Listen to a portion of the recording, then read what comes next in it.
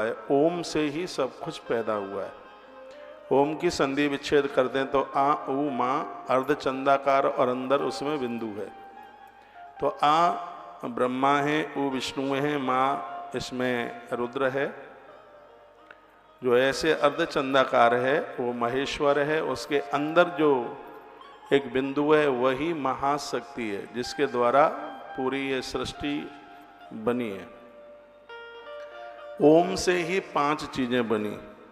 जल उसी से बना, धरती उससे बनी, अग्नि उससे बना, अग्नि भी उससे ही बनी, हवा और शब्द आकाश, इस सब का उसी से ही निर्माण हुआ है। तो ये आनंद के साथ मैं कह रहा हूँ, जिस समय आप ओम शब्द का उच्चारण करते हैं तत्क्षण आप प्रकृति के ऋण से ऋण हो जाते हैं। यदि आप जल पीते हैं तो आपको ओम जपना ही होगा। बहुत ध्यान से सुनिए। यदि आप अग्नि को प्रयोग में ले रहे हैं तो इस ऋण से मुक्त होने के लिए आपको ओम जपना ही होगा। यदि आप श्वासें ले रहे हैं तो आपको ओम जपना ही होगा। यदि कानों से आप शब्द सुन रहे हैं और वाणी से शब्द बोल रहे हैं तो इस ऋण से मुक्त होने के लिए आपको ओम जपना ही होगा। थोड़ा ठीक से सुन लीजिएगा, मैं जबरदस्ती से नहीं आपको कुछ सुनाना चाह रहा, ये बातें मिलेंगी नहीं सुनने के लिए। 5 प्रकृति के जो तत्व हैं उसके हम ऋणी हैं। क्या क्या है? धरती। यदि आप जमीन में रह रहे हैं, धरती माता ने आपको सहारा दिया है, तो क्या उसके ऋण को नहीं चुकाओगे?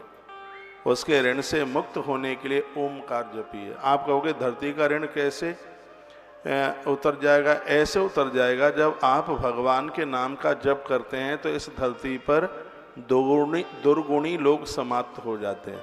अन्यायी और अपराधी लोगों की सत्ता समाप्त हो जाती है। महात्मा लोग इसलिए तो जप और तप करते हैं। आपके ओमकार का इतना बड़ा प्रभाव है। धरती माता के ऋण से मुक्त होने के लिए इसका अनाज हम खाते हैं, इस पर हम रहते हैं, तो उसके ऋण से तो मुक्त होना ही होगा। तो उसके लिए आपको ओम शब्द का उच्चारण करना ही होगा। यदि हम जल पीते हैं, पानी पीते हैं, तो ऋण से मुक्त नहीं होंगे क्या?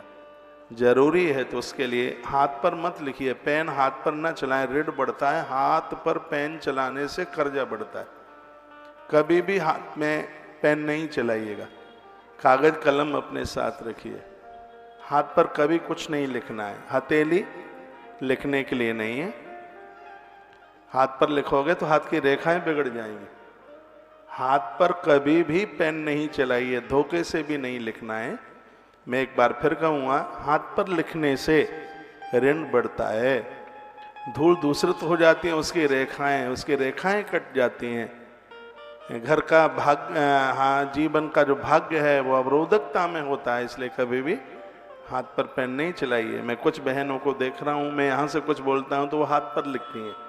आप कागज़ लाइए, आप कलम लाइए। आप पहले के लोग भोजपत्र लेकर के चलते थे, कलम लेकर के चलते थे। तो आप आते हैं तो एक थैले में आप मोबाइल डाल के लाते हैं, कुछ बिस्किट भी ले आते हैं और रात को 9 बजे तक पहुंचते हैं। कुछ खाने पीने की चीज़ें भी ले आते हैं, पानी की बोतल भी उसमें आप डालते हैं।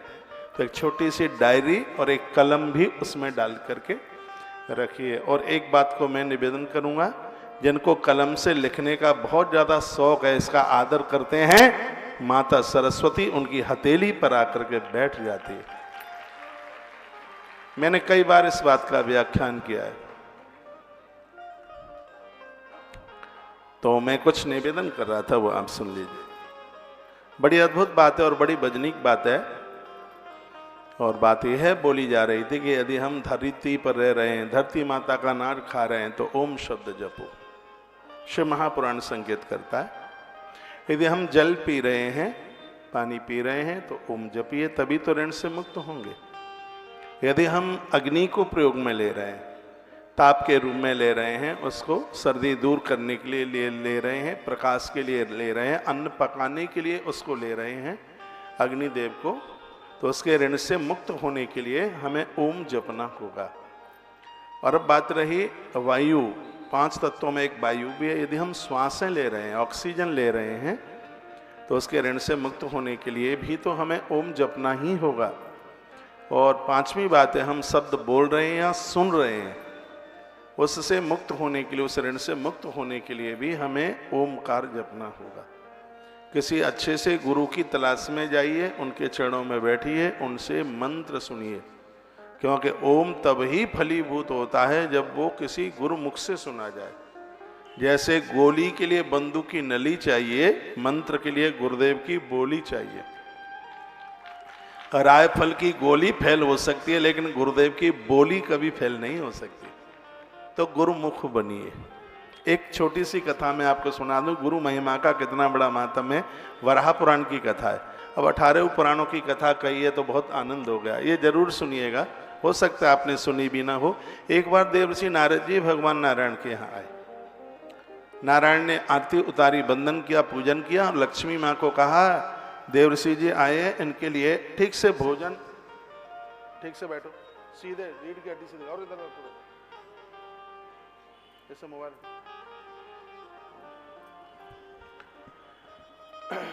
ये खुरापाती करते हैं तो मुझे पता लग जाता है। गुरुकुल के बच्चे हैं बंदरों की तरह। तो आरती उतारी गई नारद जी की, खूब आदर किया, फिर कहा इनको भोजन कराना है, इनको भोजन की तैयारी कीजिए। माँ लक्ष्मी ने स्नान किया। घर में साधु महापुरुष आते हैं तो चौका चूल्हे को ठीक कीजिएगा। घर में 3-4 चीज़ें हैं जिनको बड़ा ठीक रखिए। एक आपकी रसोई, एक आपका मंदिर, रसोई भी और आपका मंदिर भी, और आपका घुसल खाना भी। घर के संस्कारों का पता बाथरूम से लगता है कि घर में कितने संस्कारी लोग रहते हैं। तो स्नान किया माता ने और भोजन बनाया, आसन बिछाया, और नारद जी ने उस आसन पर बैठ करके भोजन किया। जब नारद जी जाने लगे, चले गए, दरवाजे तक पहुंचे, तो प्रभु नारायण ने कहा लक्ष्मी जी को कि जहां नारद ने बैठकर भोजन किया है उस जगह को गैया के गोबर से लीप दो, तो ये जगह शुद्ध हो जाएगी। देखो कितने अचंभे की बात लगती है कि अगर नारद जी ने जिस जगह भोजन किया है उस स्थान को शुद्ध करने के लिए गाय के गोबर से लीप दो। गैया के गोबर से शुद्धता आती है। आपको पता है पहले जब छोटे बच्चे मल विसर्जित करते तो उसको पोंछ करके माताएं ऐसे वहां पर गैया कोई भी गोबर से उसको ऐसे लीप देती थी। तो नारद जी अभी दरवाजे तक पहुंचे ही थे। नारद जी ने कहा अरे मेरे बैठने से जगह पवित्र हो गई, तो मैं इतना गिरा हुआ हूं कि गाय के गोबर से लीपने की जरूरत पड़ रही है। नारद जी लौट के आ गए। नारद जी ने कहा भगवान एक बात बताइए, यदि मैं अपवित्र था तो मेरी आरती क्यों उतारी तुमने, और यदि मैं शुद्ध हूं तो फिर आप लीपने की बात क्यों कर रहे हैं। तो भगवान ने कहा कि तुम एक साधु हो, आरती तो मैंने इसलिए उतारी, आप अतिथि हो, दरवाजे पर अतिथि आवे तो उसका आदर होना चाहिए, उसका मान होना चाहिए, इसलिए मैंने तुम्हारी आरती उतारी। अब तुम कहते हो लीपने वाली बात, तो तुम्हारे आने से, तुम्हारे यहाँ बैठने से ये जगह अपवित्र हो गई है, ये भगवान बोले। कितना सुन के अचंबा लग रहा है। नारद जी ने कहा ऐसा कैसे, तो भगवान कहते हैं कि तुम निगुड़ी हो, तुम्हारा कोई गुरु नहीं है, जो गुरु विहीन है उसके पांव जहां पड़े वो स्थान अपवित्र हो जाता है। ये भगवान के शब्द। तत्पश्चात देवर्षि नारद जी ने दीक्षा ली थी, मंत्र दीक्षा ली। भगवान नारायण ने जो बात कही वो कितनी मजबूत थी, कितनी वजनीक बात थी। तो किन्हीं गुरु चरणों में बैठ करके आप मंत्र सुनेंगे तो ही ओम जपने का अधिकार है, तभी ये प्रभावी है ये ओम। तो ओम का नित्य जप कीजिए। ओम का जप करने से चमड़ी गल के पिघल करके बाहर निकल जाती है, मोटापा नहीं बढ़ता। 900 बार ओम प्रत्येक दिन उच्चारण करो और हर महीने में 1.5 से 2 किलो अपना वजन घटाओ। फेफड़े मजबूत होते हैं ओम के जपने से, मस्तिष्क के विकार समाप्त हो जाते हैं ओम के जपने से। ओमकार इतना प्रभावशाली है, मंत्र की पूर्णता ही नहीं होती है बिना ओम के। तो ओम की इतनी बड़ी महिमा है। तो यह ओम सदा शिव से प्रकट है। यह संपूर्ण वेद शास्त्र पुराण इसी में से निकले हुए हैं। गायत्री मंत्र में तो इसका बहुत बड़ा प्रभाव है। आदमी दुखी तब से ज्यादा हो गया है जब से वो 4 चीजें भूल गया। क्या क्या? नाम का रंग, अच्छा संग ईश्वर से मिलने की उमंग, ये सब चीजें उसकी छूट गई। लोग मंदिरों में जाते हैं तो ये इसलिए नहीं जा रहे हैं मंदिरों में कि हमारे लिए विमान आ जाए, और जब इनको पता लग जाए कि अगले सोमवार को विमान आने वाला है, एक भी बंदा बंदी मंदिर में नहीं जाएंगे। ये भगवान के यहाँ से आदेश आ जाए कि जो भी मंदिर में जाएगा अगले हफ्ते उसको लेने के लिए मैं आ जाऊंगा, मंदिर वाली गली से भी नहीं निकलेंगे, क्योंकि वो अभी रिंकू टिंकू पिंटू स्वीटी की मम्मी और बबलू के पापा को भी छोड़ना कहाँ चाह रहे हैं। अभी ये दुनियादारी कहाँ छोड़ेंगे। लोग मंदिर में मांगने के लिए जाते हैं, मन को थोड़ी शांति से मिल जाए, काम धाम ठीक ठाक चले। तो ये थोड़ी ही कहता है कि आप इस महीने में प्रभु विमान भेज दीजिएगा। मरासू लोग रखे हैं वो भी नहीं मांग रहे हैं, हाँ जाने के लिए तो वो भी नहीं बोल रहे हैं। लोग मांगने को ज़्यादातर ऐसे तो पहुँचते ही हैं। और मैं आप सबको बहुत आग्रह पूर्वक निवेदन करूंगा, ये तो तुम नहीं मांगोगे तो भी मिल जाएगा। हमसे कोई गंगाजल लेकर के संकल्प ले ले कि आज तक कभी भी हमने मंदिर में पहुंचकर भगवान से पैसा मांगा हो, रुपया मांगा हो।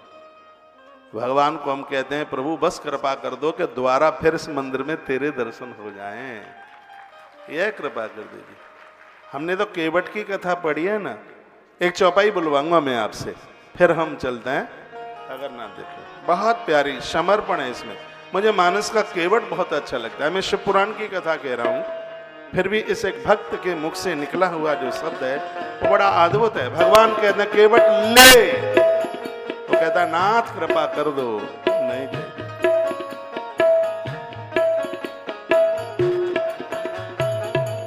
अब कछु ना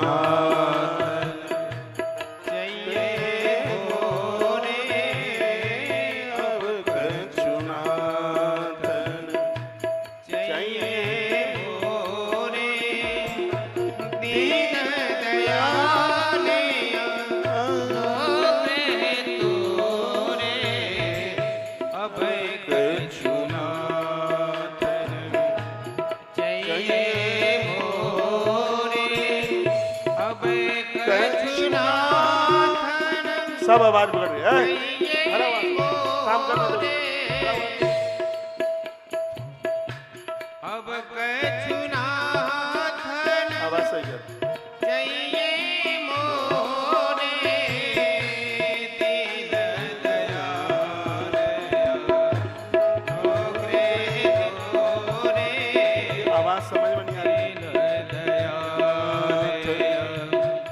नौकरे तोरे, अब कछु नाथन चाहिए मोरे दीन दयाल अनुग्रह तोरे, अब कछु नाथन चाहिए मोरे, अब कछु नाथन चाहिए मोरे दीन दयाल नौकरे तोरे, दीन दयाल अनुग्रह तोरे, नाथन चाहिए मोरे दीन दयाल चाहिए मोरे दीन दयाल नौकरे तोरे, दीन दयाल। बोलिए शंकर भगवान की। जय हो। ये बात सिर्फ केवट के लिए ही नहीं है, बात हमारे और आपके लिए। आप मांगेंगे भगवान से मिल तो जाएगा, लेकिन प्रेम नहीं रहेगा। उदाहरण के तौर पर दो लोग आपके यहाँ काम कर रहे हों, एक व्यक्ति आपसे, मैं कम कर दूं, एक व्यक्ति आपसे पगार लेता है और एक आदमी आपकी वैसे ही सेवा करता है। जो आपसे 10-5 हजार रुपया महीना पैसा लेता है तनख्वाह का, उससे आपका प्रेम नहीं होगा। जो रोटी खा के कपड़ा पहन करके आपकी सेवा में लगाए, उससे आपकी प्रीति होगी। और दोनों बीमार हो जाएं, अस्पताल पहुंच जाएं, हो सकता है कि उस व्यक्ति को आप देखने को भी ना जाएं जिसने आपसे तनख्वाह ली है। जिस व्यक्ति ने बिना लिए काम किया है, आप डॉक्टर को मिलेंगे, आप कहेंगे इसके ऊपर जो पैसा खर्च हो मैं खर्च करूंगा, कैसे भी इसका जीवन बचना चाहिए। उतना आपने खर्च कर दिया जितना तो उसकी तनख्वाह भी नहीं बन रही थी। ऐसा क्यों कर दिया आपने? क्योंकि उस व्यक्ति ने निस्वार्थ भाव से आपकी सेवा की। बिल्कुल यही काम ईश्वर के प्रति है। बिना मांगे आप भगवान का भजन करोगे, उन्हें आवाहित करोगे, ध्यान करोगे, ईश्वर हजारों हाथों से इतना दे देगा तुम्हारे 2 हाथ संभाल भी नहीं पाएंगे। ये भक्ति है, ये प्रेम लक्षणाद्भुत भक्ति है। आइए, ग्रंथ में बड़ा अच्छा कहा गया, तीर्थे क्षेत्रे सदाकार्यम स्नान दान जपादिकम। कागज हो तो कलम से लिख लेना, कोई लिखने के लिए बोलूं तो विशेष बात है। तीर्थ में जाएं तो ये काम जरूर करना। क्या तीर्थ में जाओ तो बिना नहाए मत रहना, भले ही फीवर क्यों नहीं है। हल्के पानी से नहा लो, थोड़े पानी से नहा लो। तीर्थ में जाके एक काम करें। क्या काम? तीर्थे क्षेत्रे सदाकार स्नान। तीर्थ में जाके स्नान करें। यदि वहाँ नदियाँ हैं, सरता हैं, तो नदियों में नहाइए। वहाँ ऐसी कोई ऐसी व्यवस्था नहीं है तो जहाँ आप रुके वहाँ स्नान कीजिए। फिर कहा दूसरी बात है दान। जो भी बने, जितना बने, वहाँ पहुँचकर दान कीजिए। और अगली जो बात बताई गई है वो बड़ी अद्भुत है, वो है जपादिकम। जप कीजिए। मंदिरों में भी जाते हो अपनी माला झोली लेके जाइए। माला झोली नहीं है, मानसिक जप कीजिए। 2 मिनट बैठिए, वहाँ जप कीजिए, क्योंकि तीर्थों में जप 10,000 गुना बढ़ जाता है। घर में 10,000 माला जपोगे, तीर्थ में 1 माला जपोगे, दोनों का 1 बराबर फल होगा। इसलिए वहाँ ये 3 काम जरूर करने हैं। नंबर 1 स्नान, नंबर 2 दान, नंबर 3 जप। ये 3 काम नहीं किए तो क्या होगा? अब ये प्रश्न उठता है, ये 3 काम नहीं किए तो क्या होगा? तो इसी श्लोक में नीचे नंदी जी कार्तिकेय को सुना रहे। वो कहते हैं अन्यथा रोग दारिद्र्य मूकत्वा धान व्यान रह। यदि तीर्थ में जाके 3 काम नहीं किए तो व्यक्ति रोगी हो जाएगा, दरिद्र हो जाएगा और गूंगा बहरा बनकर पैदा होगा अगले जन्म में। ये पक्का, ये कन्फर्म है। इसलिए जो मनुष्य जीवन जो मिला है इसको ऐसे ही नहीं निकाल दीजिएगा। तीर्थ में जाके पाप नहीं करना।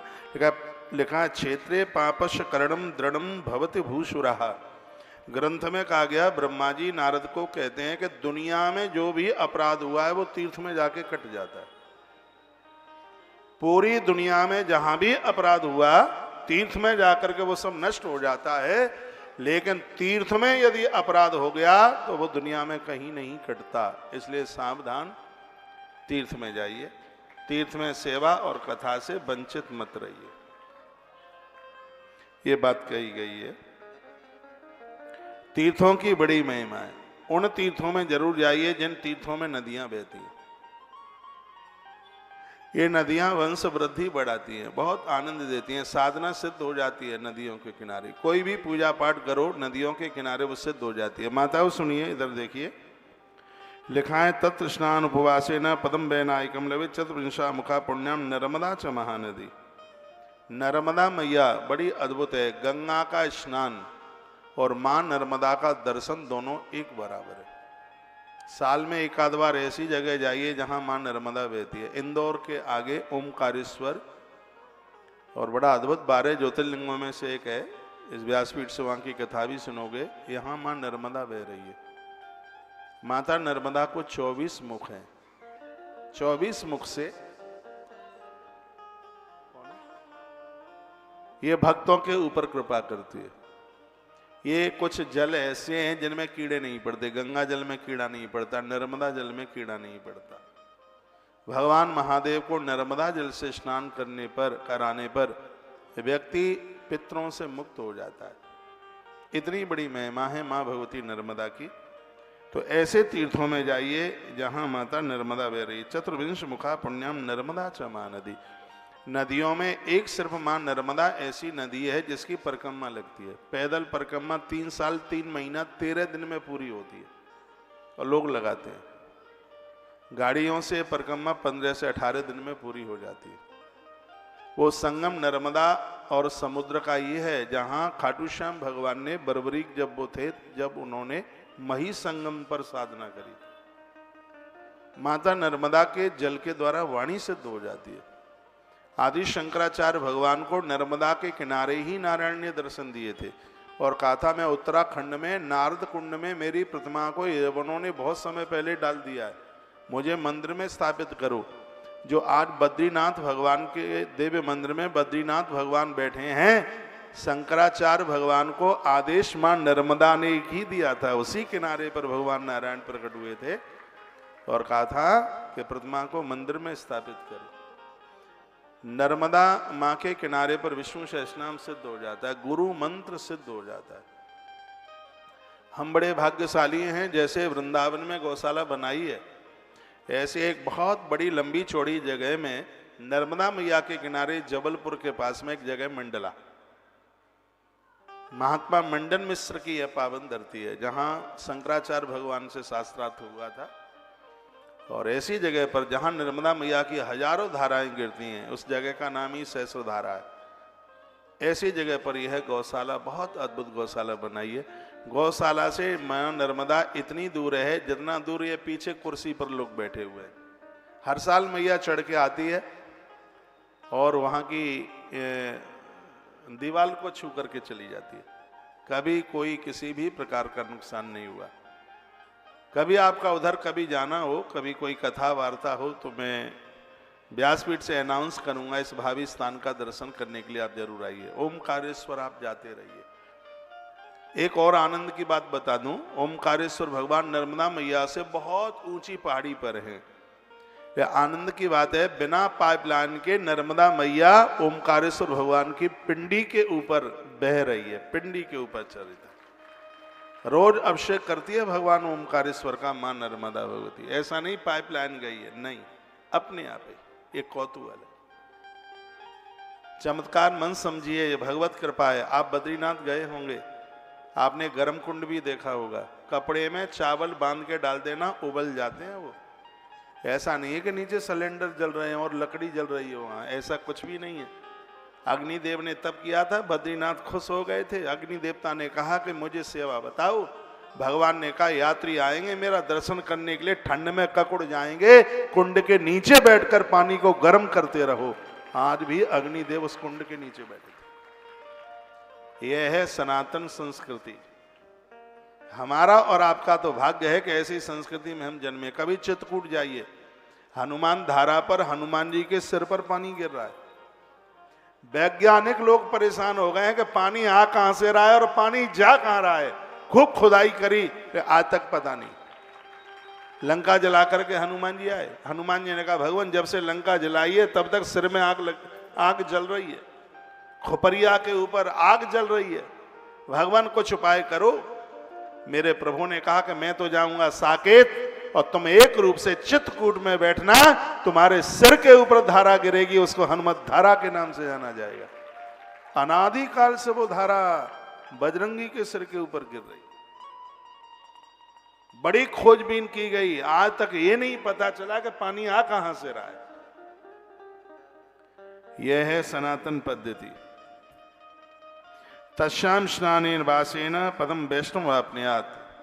जो नर्मदा नहाते हैं उन्हें विष्णु लोक मिलता है, 100% मिलता है। शिव महापुराण कह रहा है तत्पश्चात तमसा द्वादश मुखा, एक तमसा नाम की नदी है, बाकी 12 मुख हैं।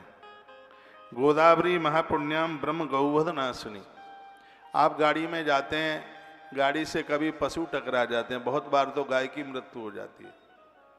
यदि कहीं अपराध ऐसे अनजान में हुआ है तो अपना जितना वजन है उतना तुलादान कीजिए और एक रात्रि नासिक में रह के आइए, 1 से 3 रात्रि, और गोदावरी में स्नान कीजिए, तब ही इस अपराध से प्रायश्चित हो पाएगा। स्पष्ट लिखा है ब्रह्म गौवध नाशिनी।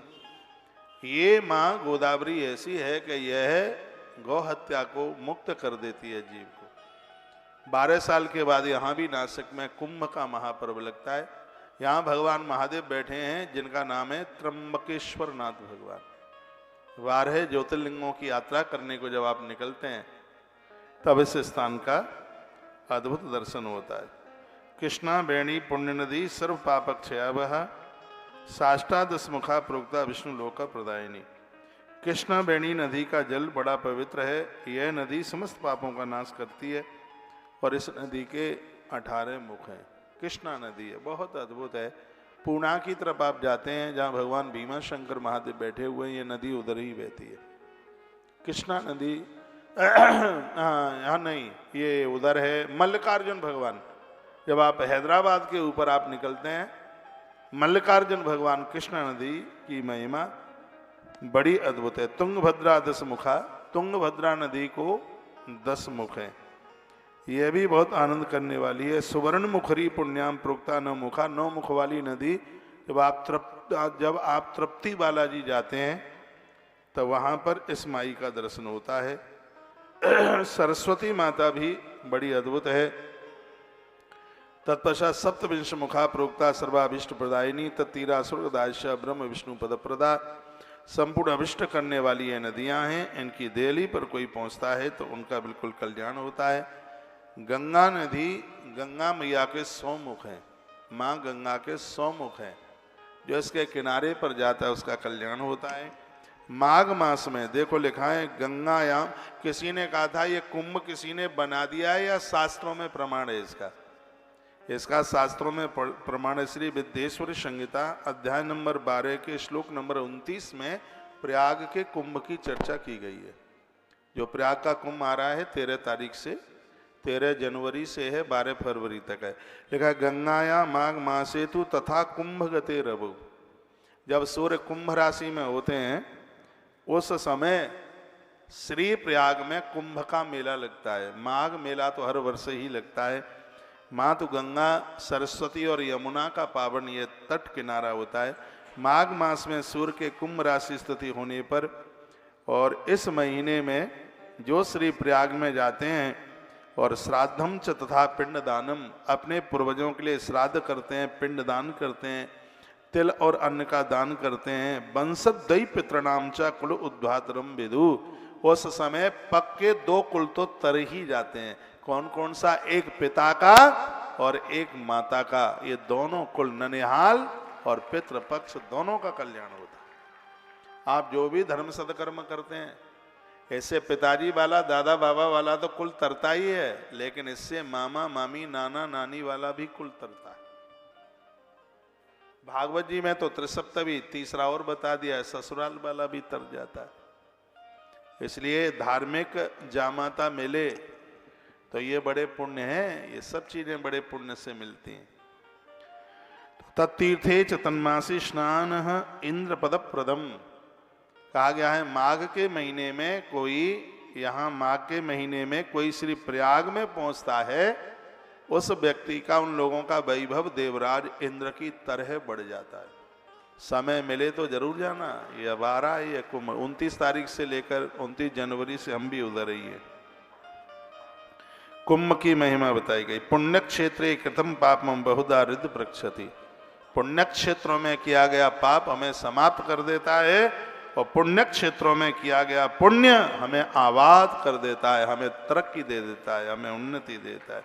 पुण्य क्षेत्रे कृतम पापम महदंड पिजायते।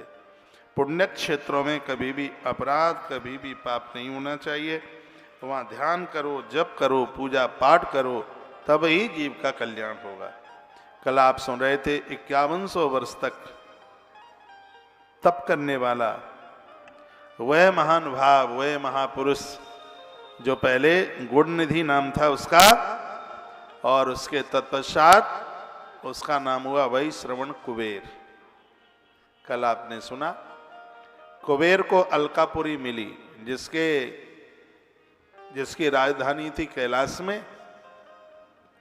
उसने भगवान को मांगा था कि भगवान आप कृपा करके बस मेरे साथ आप चलें और आप कैलाश को स्वीकार करें।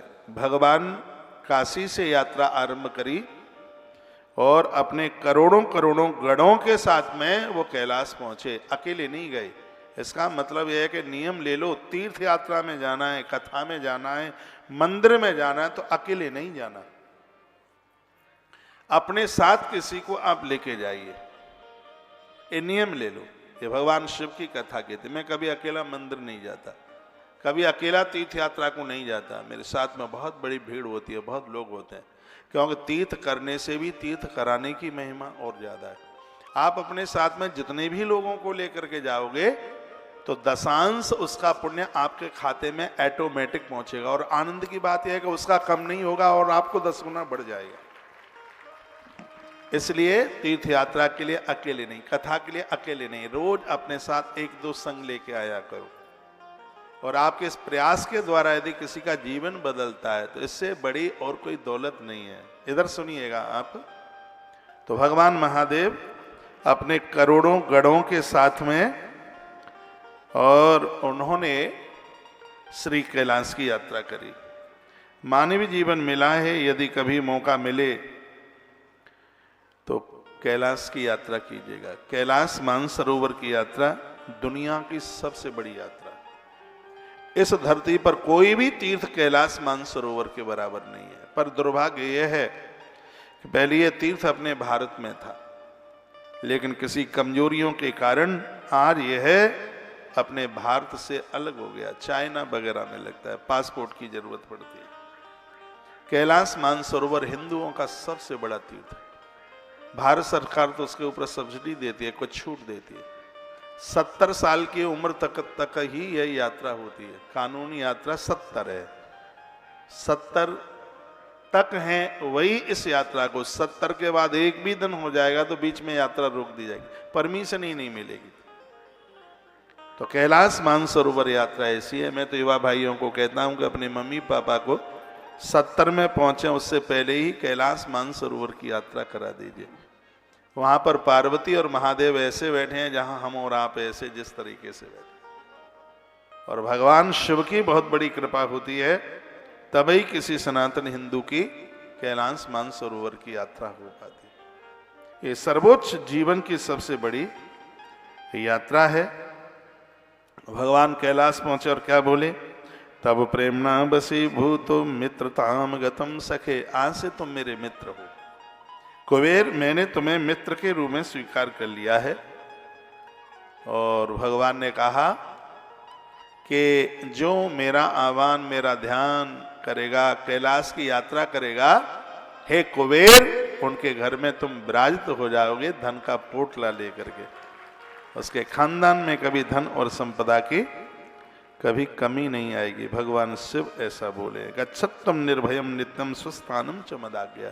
तीर्थ यात्रा में निर्भय होके जाइए, निडर होके जाइए। बहुत लोग कांपते रहते, हम जा रहे हैं, घर का क्या होगा? अरे घर का तो जो होगा सो होगा। बहुत लोग तो तीर्थ यात्रा में जाते तो घर को कस के लेके जाते हैं पीठ पे, घर को संग ही उठा के लेके जाते हैं। 50 फोन रास्ते में पहुंच जाएंगे तो 50 फोन रहते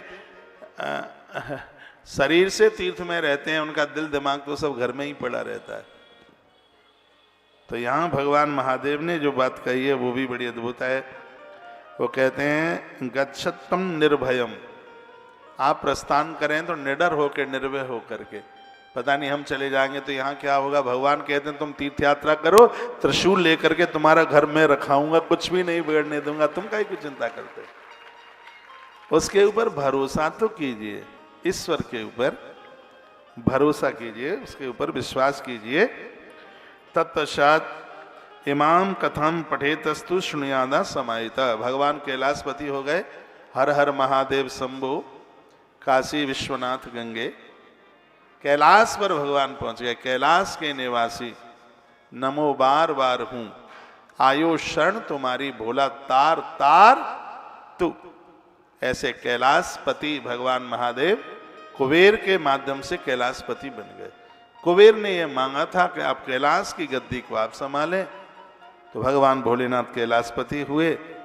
और ये रुद्र संहिता के कुछ खंड थे वो आपने सुने। रुद्र संहिता के 5 खंड है।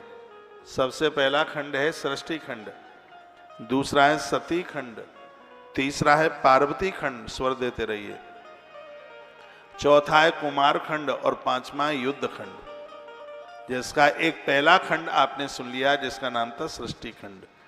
जो आप कथा सुन रहे हैं 3 तारीख से, तब से लेके आज तक आपने सुनी, तो इसका फल क्या मिल रहा है आपको? लिखा इमाम कथाम पठेदस्तु शृणुयाद्वा समाहिता यह भुक्तिम समासाद्य लवेन मुक्तिम परत्र सहा। भगवान महादेव कहते हैं भक्तों तुम विश्वास कर लो, ये तुमने अभी तक की जो कथा सुनी है इससे मैं तुम्हें दुनिया का वैभव दूंगा और मरने के बाद तुम्हें मुक्ति दूंगा, तुम्हें मोक्ष दूंगा, ये गारंटी मेरी है। ये भगवान बोले इस श्लोक। तो आप यहाँ जो आते हैं बस बगल में ये देख लो कोई सो तो नहीं रहे, सोफे पे देख लो, कुर्सी पे देख लो, नीचे देख लो, मेरी निगाह से आप नहीं बचेंगे। वैसे भी चश्मा लगाई, चश्मा वाले को तो वैसे भी मोटा मोटा दिखता है। आप कहीं भी बैठे हों, शाम को मुझे पूछ लेना रात्रि को कि हम कहाँ बैठे थे, मैं बता दूंगा कि आप जहाँ बैठे थे। और मैं एक एक श्रोता को देखता हूँ कि आप ढीले होकर के कथा सुन रहे हैं कि मजबूती में कथा सुन रहे हैं, और एक एक शब्द अनमोल है जिसका कोई मोल नहीं है, क्यों कथा भगवान की है। इसलिए ये श्लोक बड़ा अद्भुत है जो मैं आपको निवेदन कर रहा हूँ।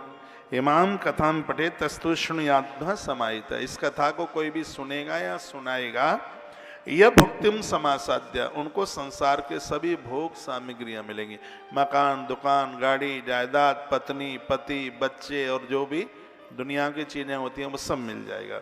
और लवेन मुक्तिम परत्र च, भगवान महादेव कहते हैं अंत में उसको मोक्ष जरूर मिलेगा, उसको मुक्ति जरूर मिलेगी। यह महिमा इस कथा की है। तो आइए एक बार बोलिए ओम हरे नमः। ओम हरे नमः। षष्ठी खंड पूरा हो रहा है, बोलिए ओम हरे नमः। ओम हरे नमः। अब हम इस ग्रंथ के दूसरे इसी संहिता का जो दूसरा खंड है जिसका नाम है सती खंड, जिसमें माँ भगवती जगदम्बा दुर्गा की महिमा का वर्णन है। अब धोखे से भी माँ के ऊपर कोई फूल चढ़ा देते हैं, माँ कैसे कृपा कर देती है। बेटियों के लिए सो अवसर, अष्टमी के व्रत इत्यादि की बड़ी अद्भुत महिमा, माँ भगवती जगदम्बा दुर्गा कैसे प्रकट हुई, तो शिव महापुराण में ऐसी भगवती सेवा की कथा का वर्णन किया है। आइए द्वितीय रुद्र संहिता है जो उसका सती खंड है, उसमें हम प्रवेश करते हैं, जिसमें प्रश्न किया गया कथम सती पार्वती सा पुनः शिवाम उपागतः। ये पहले सती और बाद में पार्वती कैसे बनी, नारद जी कहते हैं विधाता ब्रह्मा जी को, यह आप हमें सुना दीजिए। सोनक श्री सूत जी को पूछ रहे हैं का सती पुनः पार्वती होकर कैसे शंकर जी को प्राप्त हुई, यह आप हमें सुनाए। सूत जी कहते हैं शिव भक्त देवश्री नारद के इस वचन को सुनकर विधाता ब्रह्मा जो अद्भुत बोले हैं, हे सोनक ऋषियों वही चर्चा हम आपको सुनाने के लिए जा रहे हैं कि माता सती का प्राकट्य कैसे हुआ। ये बहुत अद्भुत कथा है, आनंद देने वाली कथा। पार्वत्यांश तपोयोग्रम विवाहम कथम स्वभूत। पार्वती के साथ भगवान शिव का विवाह हुआ, तो उससे पहले माता सती के साथ में भगवान का विवाह हुआ। इस दुनिया को सृजन करने में माता सती का बहुत बड़ा हाथ है। ये धरती की हर नारी माता सती के स्वरूप में है, ऐसा शिव महापुराण में वर्णन किया गया। सती यानी शक्ति के बिना यह सृष्टि आगे नहीं बढ़ सकती। जो लोग घर में कहते हैं हम कमा के लाते हैं, तू तो बैठी बैठी घर में बस बस बस बस बात करती रहती है, तुम्हें तो कुछ करना धरना नहीं है, कमा के तो हमको ही लाना है। लेकिन ये ग्रंथ शिव महापुराण कहता है कि घर शक्ति के बिना नहीं चल सकता। आदमी बूढ़ा हो जाता है तो कोई ये नहीं कहता कि इसके अंदर महादेव नहीं रहा, कि ब्रह्मा शंकर विष्णु नहीं रहे। ये आदमी कमजोर हो जाता है तो ये जरूर कहता है कि अब इसके अंदर शक्ति नहीं रही। वही शक्ति पराम्बा जगदम्बा है जो पानी में प्यास मिटाने के रूप में है, अग्नि में दाहकता के रूप में है, और अन्न में भूख मिटाने के रूप में है। तो वही शक्ति है जिसके बिना तो भैया कभी कुछ हो ही नहीं सकता। विधाता ब्रह्मा जी ने अपनी गोद से 10 पुत्रों को प्रकट किया, वर्णन है। तत्पश्चात ग्रंथाकार कहते हैं कि सब कुछ ये दिखाई दे रहा है विधाता ब्रह्मा की ही ये सब देने हैं। दक्ष प्रजापति को विधाता ब्रह्मा ने प्रकट किया, कामदेव को विधाता ब्रह्मा जी ने प्रकट किया, और उस समय उन्होंने संध्या काल में एक बेटी को प्रकट किया जिसका नाम था संध्या। संध्या बहुत रूपवान थी, पुरुषों की दृष्टि उसके ऊपर टिक गई, इतना रूप था, इतना सौंदर्य था। तो यह ग्रंथ में भगवान व्यास क्या कहते हैं, शंकर जी के वाक्य हैं और ये कथा नंदी को सुनाई जा रही है। क्या कहा गया है कि इनके साथ अति पूज्यता का भाव रखिए, यदि इनको कुदृष्टि से देख लिया तो उनको नष्ट होने में बिल्कुल देर नहीं लगेगी। अब वो सुन लो, बात तो एक एक बात लिखने के लायक है। ऐसे वो कौन कौन हैं जिनको उनके साथ गलत संबंध बनाए हैं तो वो खत्म हो ही जाएंगे, मर ही जाएंगे। यदि इनको कुदृष्टि से भी देख लिया तो भी बेड़ा गर्क हो जाएगा, बच नहीं पाएंगे। यहीं रख दे भैया, आगे रख दे। कौन कौन है वो, मैं माताओं को कहूंगा देखो सामने पात्र रखा है, कथा में डिस्टर्ब होगा। जो भी आपके पास लिफाफे, जो भी चढ़ावा है, सामने गौ माता का पात्र रखा है, उसमें ही छोड़ते जाइएगा, ठीक है। कथा में कोई डिस्टर्ब ना हो, आगे नहीं आइएगा, वहीं बैठ जाइए। आज की कथा यूँ तो रोज ही कथा हो रही है, आनंद आ रहा है। अब आपको आ रहा है कि नहीं आ रहा है आप जाने, लेकिन मुझे बहुत आनंद आ रहा है इस कथा। लोगों के मैसेज आ रहे हैं, समाचार आ रहे हैं कि क्या से महापुराण की कथा हो रही है। मैंने भी एक नियम लिया है, मुझसे अपनी मन मुताबिक तो बातें आती नहीं है। जब ग्रंथ में ही इतनी कथा है तो तुम्हें नमक मिर्च मिलाने की जरूरत ही नहीं है, कथा को ही कह दो, उसके लिए ही टाइम कम पड़ जाता है। तो वो कौन कौन है जिनको कुदृष्टि से देखने पर जिंदगी खत्म होती है। ये बड़ा अद्भुत श्लोक है, श्री रुद्र संहिता के सती खंड के अध्याय नंबर 3 का श्लोक नंबर 40 है ये, जिसमें कहा गया कि मया यथा माता च भगिनी भ्रातृपत्नी तथा सुता ऐसा को दृष्टा द्रष्टव्या न कदापि विपश्यता। मौसी, बुआ, बेटी, बहन, बुआ की बेटी, मौसी की बेटी, मामा की बेटी, सगी माता, जिसको किसी ने गोदस स्वरूप लिया है वो माता, पिता का दूसरा विवाह हुआ सौतेली माता, बहुत ध्यान से सुनिएगा, भ्रातृपत्नी, पुत्र की पत्नी, ये ता कुदृष्टा दृष्टभ्या। गलत संबंध तो बनाना बहुत बड़ा अपराध हो गया। यदि इनको किसी ने कुदृष्टि से भी देख लिया तो समाप्त हो जाएगा, उसको कोई बचा नहीं पाएगा, भगवान महादेव कहते। मुंह बोले रिश्ते, जिनको मां कह दिया, बहन कह दिया, भाई कह दिया, बेटी कह दिया, उन रिश्तों में पवित्रता होनी चाहिए। और ग्रंथ तो यह कहता है कि जिस नारी के साथ 7 भामर पड़ी हैं, ऐसी पत्नी को छोड़ करके जो पुरुष भटक गए हैं, दुनिया में उन्हें बचाने वाला नहीं है कोई। ईश्वर भी उसका सहयोग नहीं करता। बाली को इसलिए तो भगवान ने मार डाला, नहीं तो उस आदमी में बड़ी खूबियां थी। उसने कहा था मैं बैरी सो गरीब प्यारा, अवगुण कवन नाथ मोहि मारा। मैंने क्या गलती कर दी है, आपने मुझे मार डाला। तो भगवान कहते हैं दुष्ट कहीं के पापी, तुझे पता नहीं है अनुज बधु भगनी सुत नारी सुन सठ सम कन्या ये चारी। इन्हें बिलोक कुदृष्ट हैं जोई ताय बधे कछ पापन होई। जो ये अपराध करता है उसे मारने में कोई पाप नहीं लगता, भगवान राम कहते, प्रभु राम कहते। और परमात्मा करे ये दुर्गुण किसी के जीवन में ना आए, ना स्त्री के में, ना पुरुष के। ये कभी भूल करके भी न हो। सांप बिच्छू 100 फण वाले सांप के डंसन से व्यक्ति बच जाएगा, लेकिन जिसको पराई नारी ने डसा है, दुनिया में से कोई बचाने वाला पैदा नहीं हुआ है। ये पाप नहीं, ये पाप का बाप है। पुरुषों को चाहिए ये भूल करके भी ये गलती ना करे। अपनी पत्नी में सर्वसत्ता का दर्शन करे। तुम्हारी पत्नी से सुंदर ब्रह्मा ने धरती पर दूसरी स्त्री नहीं बनाई। हो सकता है वो उतनी गोरी पीली नहीं है, हो सकता है उसके पास उतना सौंदर्य नहीं है, लेकिन 24 घंटे आपकी लंबी आयु के लिए वो महादेव से प्रार्थना करती है। तुम तो इसके उपकारों से कभी ऋणी नहीं हो सकते। तुम्हारी वंश वृद्धि के लिए उसने एक बच्चा दिया, एक बेटा दिया है। 9 मास पेट में रखकर 20 करोड़ बिच्छू के डंक मारने का कष्ट उसने सहा है। इतनी वेदनाएं उसने झेली, इतना कष्ट उसने झेला है। भोर में 4 बजे जगती है, रात को 11 बजे सोती है। तुम्हारा पूरा खानदान, तुम्हारा पूरा कुनबा इसके ऋण से मुक्त नहीं हो सकता। इस नारी की वैल्यू समझिए, इसकी कदर समझिए, और जो इसकी वैल्यू नहीं समझेगा, माँ भगवती कभी अपनी कृपा उसके ऊपर कभी नहीं करेगी, कभी नहीं बरसाएगी। चाहे वैष्णो देवी जाना, चाहे नैना देवी जाना, चाहे ज्वाला देवी जाना, और चाहे गुड़गांव में शीतला देवी जाना, वो नहीं करेगी कृपा कभी भी। तो यह चाहिए कि अपने धर्म को बचा के रखिए। स्त्री के लिए भी, मातृशक्ति के लिए भी कहा गया, जो नारी अपने पुरुष को छोड़कर पराये पुरुषों के साथ कुकर्म करती हैं, ऐसी नारी के हाथ का श्राद्ध नहीं लगता। हवन यज्ञ में बैठे तो उनके हाथ की आहुति देवता कभी स्वीकार नहीं करते। गंगा माई ऐसी स्त्रियों को देख करके अपनी आंखें बंद कर लेती है। ये तो ग्रंथों में लिखा।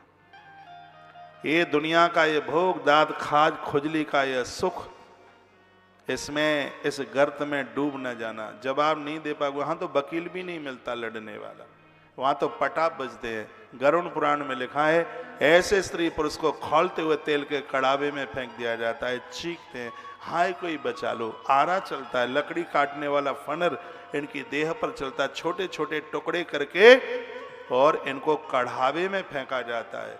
धरती पर ऐसा कोई कष्ट नहीं है जो यम के दरबार में जो वेदना भोगने को मिलती है। इसलिए मैं आपको उपदेशक बन करके नहीं सुना रहा हूं, मैं तो सिर्फ और सिर्फ संदेश वाहक बनकर।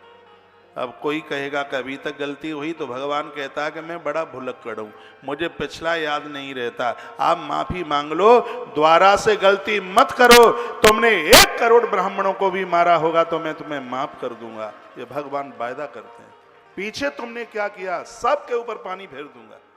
बस आज ये संकल्प कर लो कि अब खाई सो खाई, आगे के लिए राम दुआई, अब हमें गलती कभी नहीं करनी। जीव का उद्धार हो जाएगा, जीव का आत्म कल्याण हो जाएगा। माफी मांगो उससे, क्षमा मांगो, गलती को न दोहराएं। ये श्लोक बड़ा अद्भुत है जिसकी मैं चर्चा कर रहा हूं। यथा माता च भगिनी भ्रात पत्नी तथा सुता एता कुदृष्टया दृष्टाभ्यान कदापि न विपश्यति। बेटे की बहू,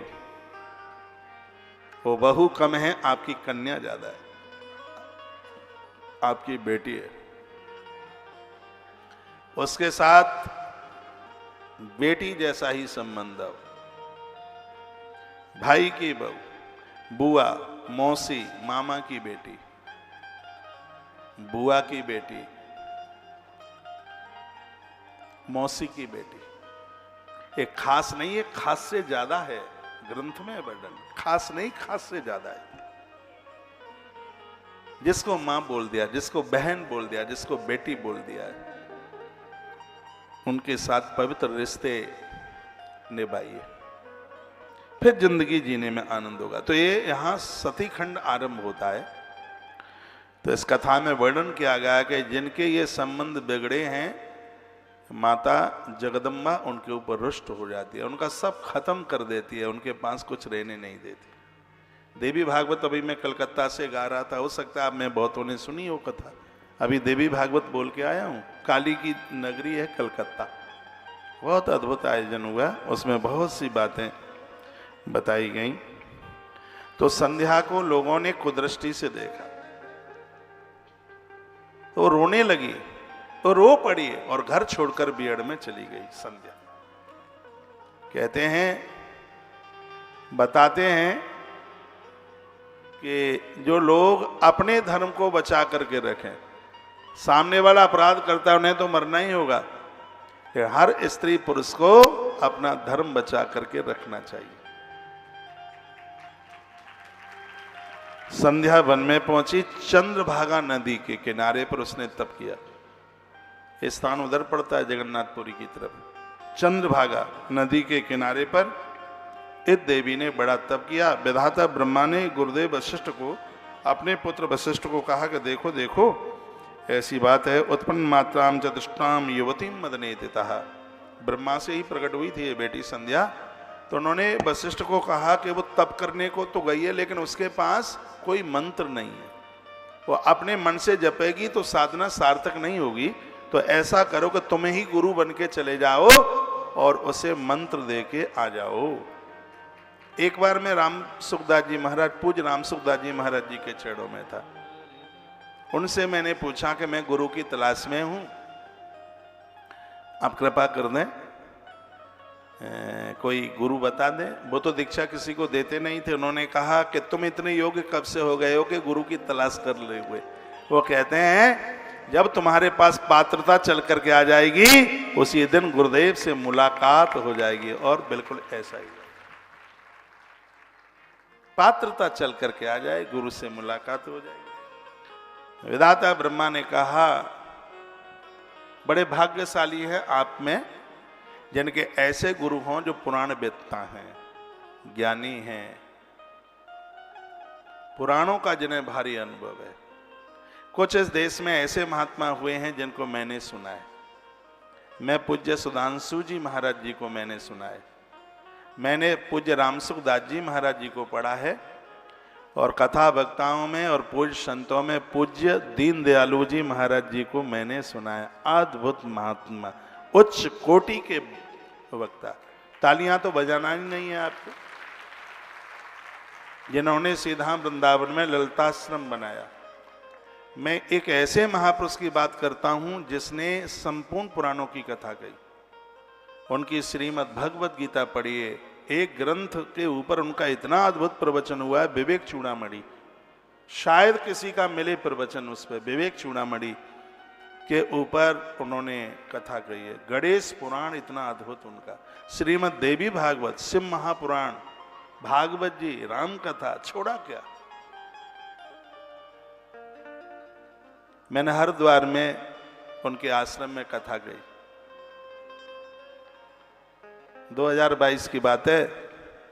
मैंने कहा महाराज जी आपने इतने पुराणों की कथा कह ली, आश्चर्य लगता है। वो कहते हैं मुझे भी आश्चर्य लगता है कि तूने इतने पुराणों की कथा कह दी। मैंने कहा मैंने तो आपके आशीर्वाद से सब कर दिया। तो वो बोलते हैं कि मेरे ऊपर भी तो किसी का आशीर्वाद ही रहा होगा। महापुरुष इतनी उपलब्धि पा करके उन्हें गुर नहीं होता, उन्हें अभिमान नहीं होता, उन्हें किसी भी प्रकार का घमंड नहीं होता।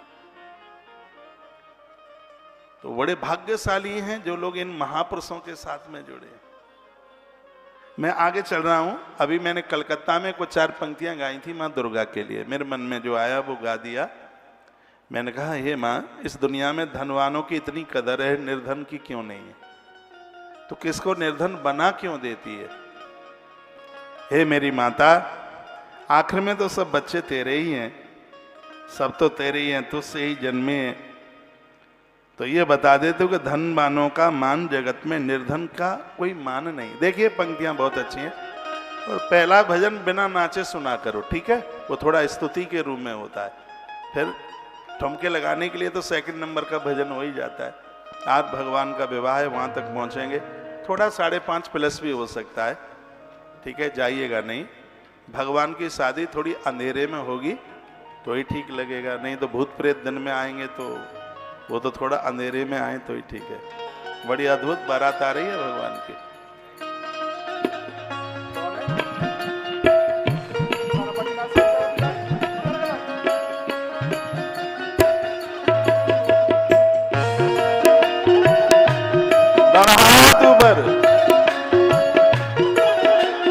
धनवानों का मान जगत में, निर्धन का कोई मान नहीं।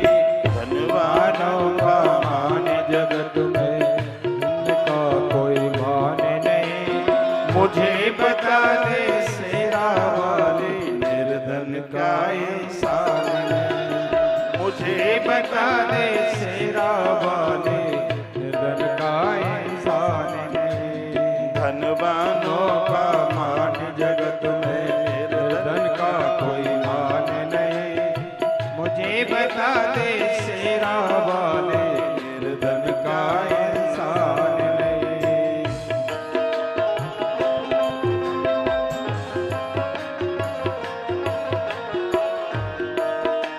दोनों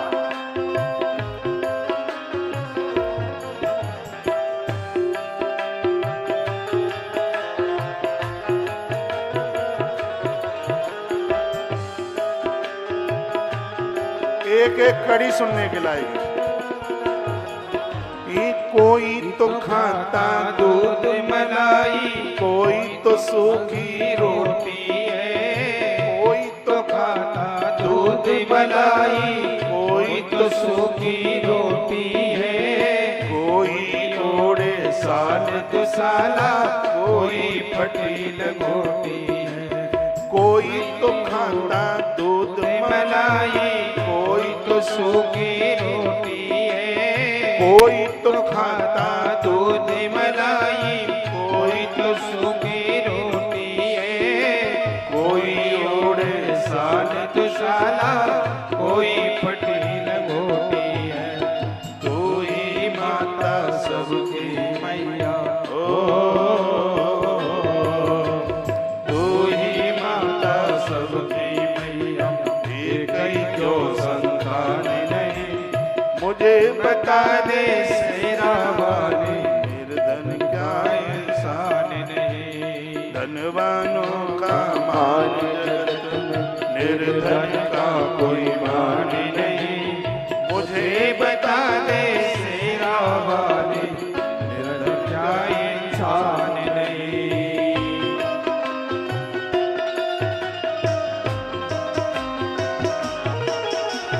हरि बोल।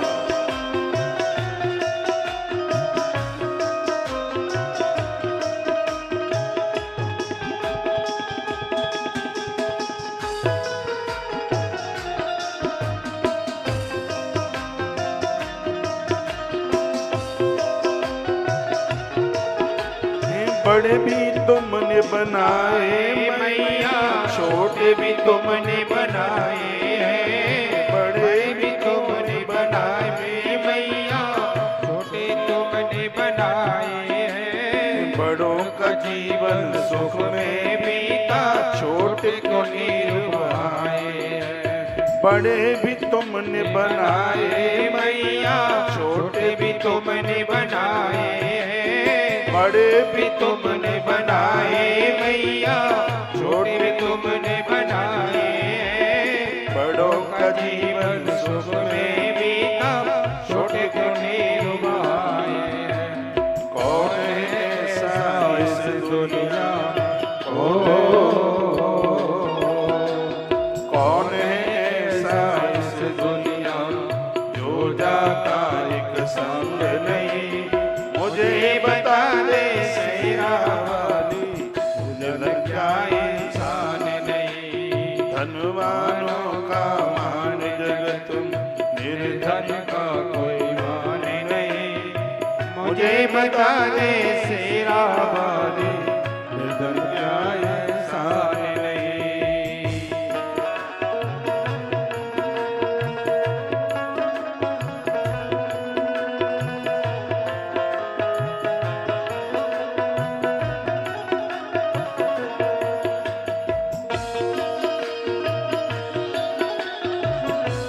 हरि बोल।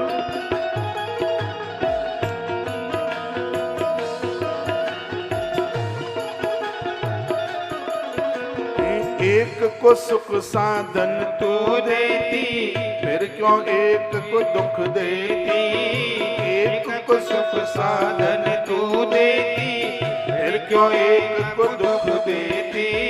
नंगे पांव दौड़ कर आता, कष्टों को तू हर लेती। एक को सुख साधन तू देती, फिर क्यों एक को दुख देती।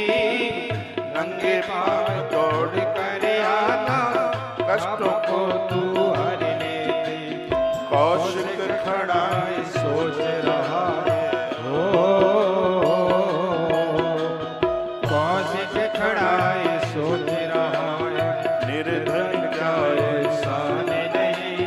मुझे बता दे शेरा वाली, निर्धन क्या इंसान नहीं। धनवानों का मान जगत में, निर्धन का कोई मान नहीं।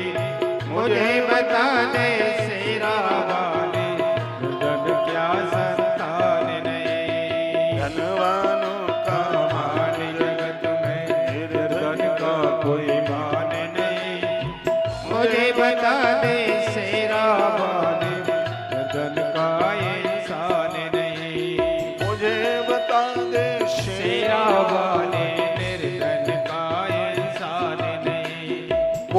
तो खाता दूध मलाई, कोई तो सूखी रोटी है, कोई तो खाता दूध मलाई, कोई तो सूखी रोटी है, कोई ओढ़े साल दुसाला, कोई फटी लंगोटी है। कोई तो खाता दूध मलाई, कोई तो सूखी रोटी है, कोई तो खाता दूध मलाई, कोई तो सूखी रोटी है, कोई ओढ़े साल दुसाला, कोई फटी लंगोटी है। दो ही माता सबकी मैया हो,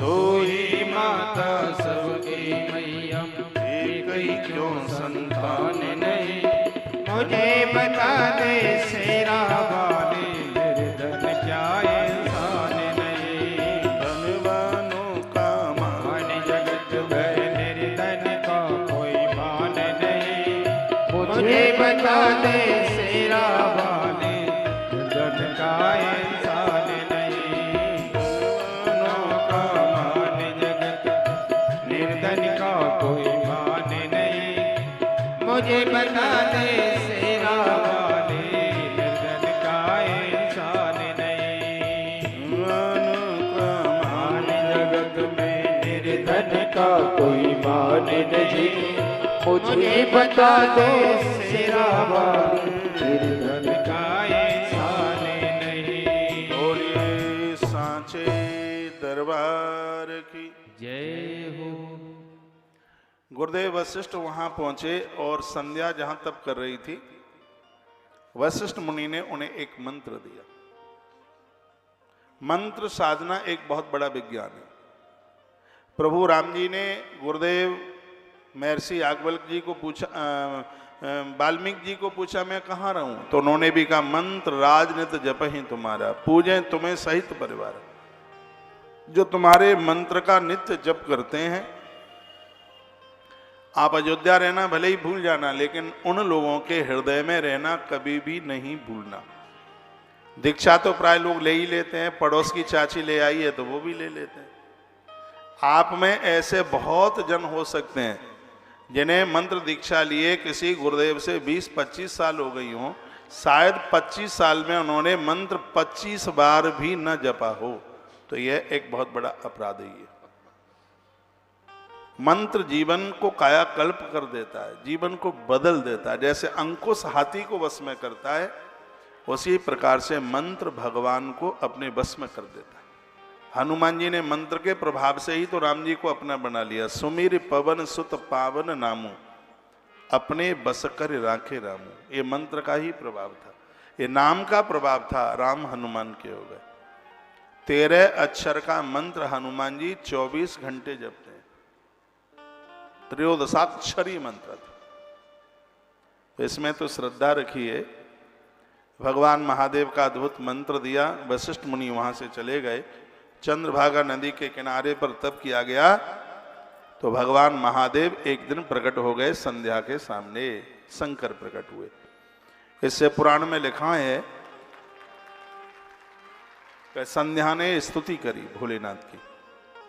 जो शिव महापुराण में संध्या ने जो स्तुति की है वो बड़ी अद्भुत है। इसी स्तुति को गोस्वामी तुलसीदास जी महाराज ने रामायण के उत्तरकांड में रुद्राष्टक का नाम दिया। एक एक शब्द इससे मिलता है। नमामि शमीशान निर्वाण रूपम, जो रामायण के उत्तरकांड में जो रुद्राष्टक है, यही रुद्राष्टक श्री शिव महापुराण के रुद्र संहिता के सती खंड के और अध्याय नंबर 6 में श्लोक नंबर 12 से यह आरंभ होता है। एक भी शब्द का अंतर नहीं। बाबा तुलसी ने तो सभी ग्रंथ पढ़े।